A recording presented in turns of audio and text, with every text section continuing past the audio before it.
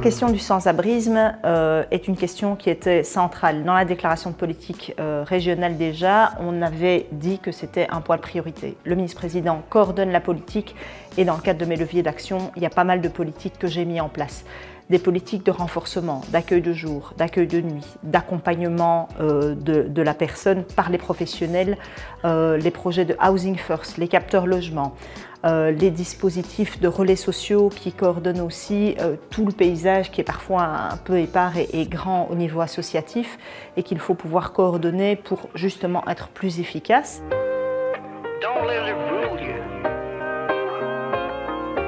On a un observatoire du sans-abrisme qui était une demande du secteur, qui a été mis en place et qui va voir son rôle grandir aussi dans le cadre de la coordination des appels à projets qui vont être lancés notamment sur Territoire Zéro Sans-Abrisme en Wallonie.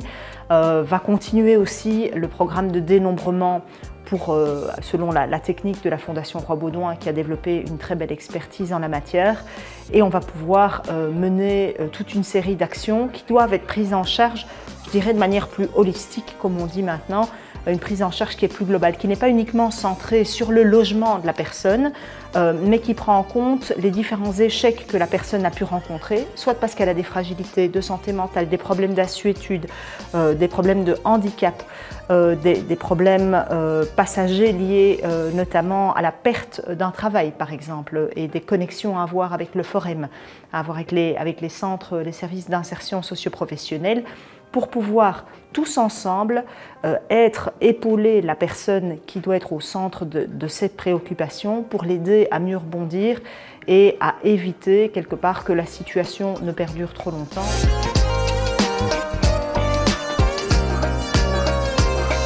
Et donc du point de vue décrétal, il reste encore 3 décrets principaux, le décret sur l'accueil de jour, le décret sur l'accompagnement et l'hébergement et un décret violence conjugale aussi dans son accompagnement.